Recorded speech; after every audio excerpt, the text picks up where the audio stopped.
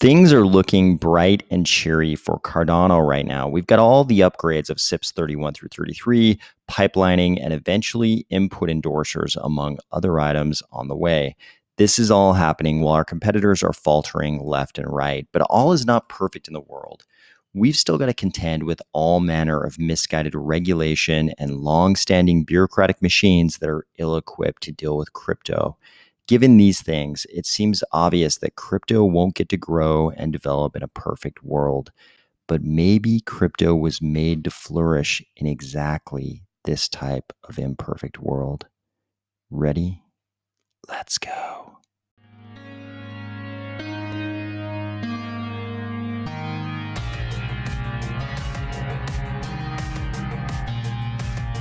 Today, we're going to discuss a great idea coming out of an EU commissioner that unfortunately is probably doomed to fail for reasons we will discuss.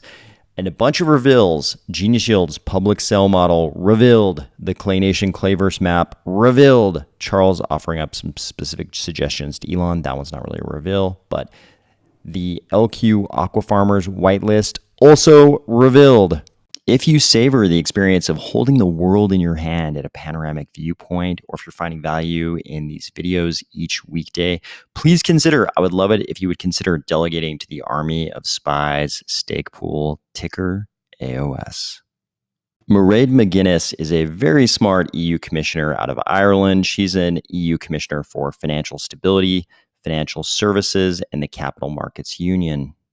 So it comes as no surprise that she recently proposed a great idea when it comes to crypto. Here's an article from Watcher News. EU Commissioner is calling for global regulators to create a unified crypto regulation. Commissioner McGuinness says, I believe that the EU and the US can together lead the way on a shared international approach to regulating crypto. Together, we can enable innovation in finance while protecting consumers and maintaining financial stability. This is a fantastic idea because I think we can all see that crypto is already an extremely international phenomenon. The markets run 24/7, 365 all over the globe. Of course, we should have a common joint international approach to regulating crypto. One problem, Commissioner McGuinness, this makes way too much sense, and therefore US and EU regulators will never go along with it. Crypto wasn't made to be a creature that exists at the permission of any government. It was made to flourish even if it doesn't have the permission of any government, even if governments don't follow the advice of someone like Commissioner McGuinness here. And I think for that, we'll be very thankful over the coming years. Genius Yield has revealed some information about their public sale model. It looks like there will be 4 rounds to the public sale. Priority will be given to investors who participated in the Genius Yield ISPO. There will be mandatory KYC, which will be an important detail, unfortunately, for investors in the USA, as we will cover in just a second. So it looks like round 1 will be only available for whitelisted diamond hands or ape bonus reward eligible delegators. Round 2 will be for whitelisted degen or hodler bonus reward eligible delegators. Round 3 will be only available for shark or FOMO bonus reward eligible delegators. If you are in one of these groups, doubtless you probably know what these mean. I have no idea what these mean, but I'm sure if you're in one of those groups, you understand what those designations actually mean. I'm sure you're very happy to be called a degen or to be engaging in FOMO. It's so funny. We've embraced these kind of like derogatory terms in crypto because they're kind of true. So here's the important detail. Down here in this section, qualifying public investors should also note the following. We are sorry to have to inform you that due to legal reasons, investors from the following countries, unfortunately, cannot participate in this public sale. And we've got countries, kind of like you'd expect. Iran, Syria, Russia, Belarus, South Sudan, Yemen. But then we've also got USA. USA is on the list of, we are sorry to inform you. We're sorry to inform you, USA. You are in the same category as North Korea, Iran, Yemen, South Sudan, Syria, Russia, Belarus. You are out of luck if you are in the USA. I have no idea why a country like Barbados is excluded. Cayman Islands. Why is Cayman Islands excluded? I don't understand. I know there's some interesting banking going on in Cayman Islands. Maybe that's why. But Barbados, why can't Barbados participate? I have no idea. With these types of countries, I'm sure it's just that they're not a part of some anti-money laundering treaty or something like that, or they're just not engaging in the kinds of AML practices that a lot of the developed world is engaging in. You can see Panama is also on this list, famous for the Panama Papers. Obviously, we've got some, we'll call it alternative banking, maybe that's gone on historically in Cayman Islands. Barbados, I can only assume it's something along the same lines. I was kind of surprised to see UAE in this list as well. Philippines, same thing. Jordan, a lot of these countries. I'm guessing it's just that with some of these, obviously they're on, sort of sanction lists. We've got Iran, Russia, Belarus, countries like that. But with the rest of them, it's probably just them not being a part of recognized sort of AML practices. With the United States, that is not the case. They're very strict on all things AML. The USA shows up on these lists because nobody wants to tangle with the SEC. Even though the USA represents a gigantic number of investors who are interested in things like crypto, nobody wants to mess around with the SEC and the CFTC and just an alphabet soup of other regulators. So even though there's a lot of investor money in a place like the US, it's easier for these projects just to leave it off the list of acceptable nation states. US regulators, US lawmakers, US policymakers, you are handicapping your citizens. You're preventing your citizens from participating, even just participating in this cutting edge technology. We've got to turn this around. And it doesn't even make sense as a practical matter, because some of you are out there laughing right now saying, ha, I'm Mr. VPN. I'm going to wait 30 seconds after the sale and hit the secondary markets. There are obviously some ways around these kinds of restrictions. VPN is probably the big one. Definitely a lot of usage of VPN, I think, in crypto. Another reveal, we now have the Clay Nation Clayverse map, including Baked Nation, Underworld, and Sonic Village. It's all very musical themed. You can see we have Sonic Roots main stage, After Dark Disco. Baked Nation, of course, is the Snoop and Champ Medici land. Champ Medici being Snoop's son, who played football at UCLA. We got the Field of Dreams, appropriately with a football helmet over here. The hub is a very bright and hot sun baking the land. You can see Baked Nation is connected by a couple of narrow strips of land down here to Sonic Village and the Underworld. The Underworld, of course, is the Good Charlotte themed land. We've got the After Dark Disco. It's all very musical themed. Main stage over here. I know some people were having trouble kind of finding their parcels on this map, but this will be an interesting one to watch develop.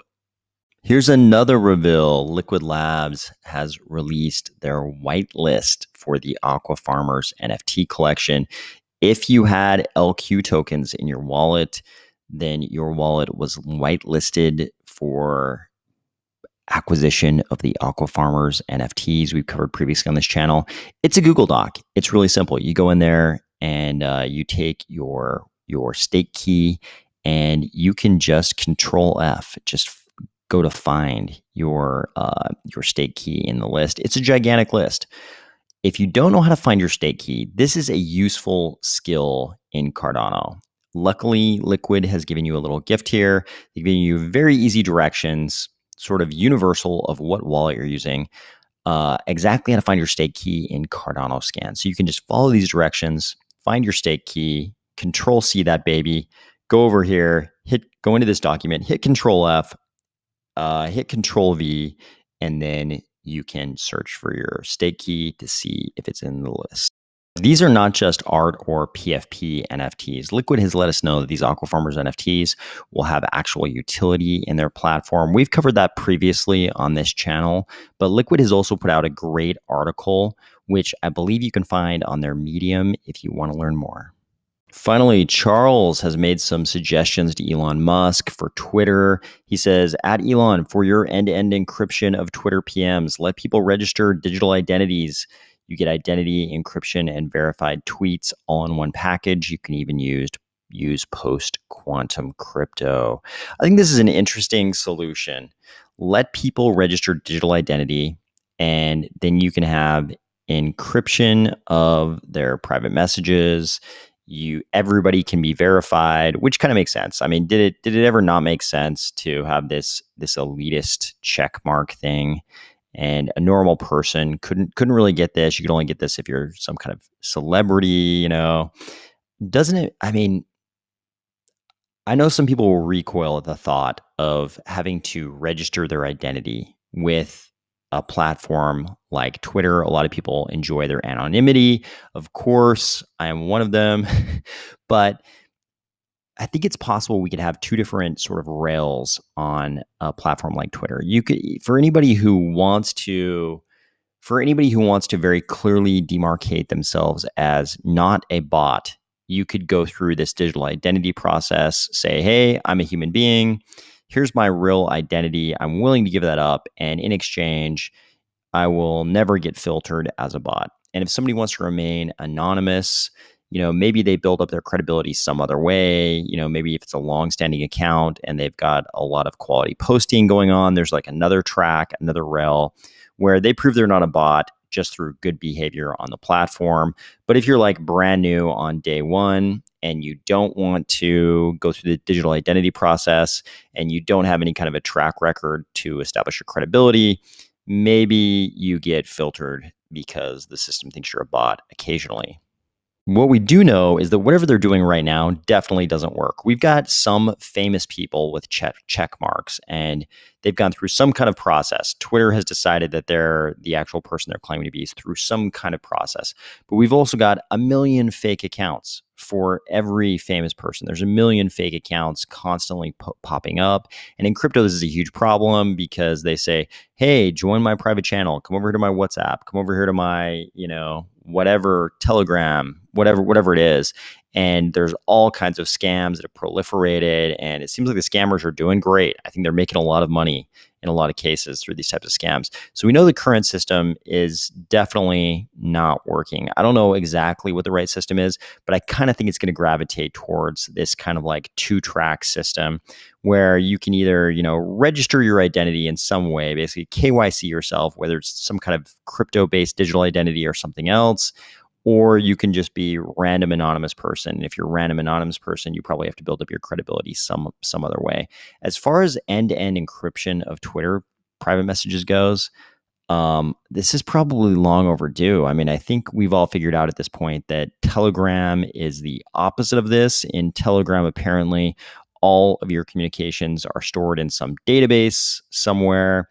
And, if there are people who have access to that employees of Telegram who have access to that database, and if they have family members in countries that would pressure them through those family members, you're just kind of out of luck. We've seen people discussing that recently in the case of Russia.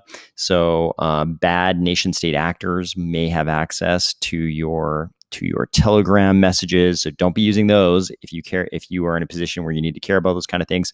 But we've also got things like Signal, where apparently we do have very secure end-to-end encryption of messages. So why not in Twitter? Why not? Twitter is a gigantic platform used by gigantic numbers of people. Why not end-to-end encryption? Long overdue. Of course, more importantly, this would also open up the ability to link your real-world economic identity with your identity on Twitter.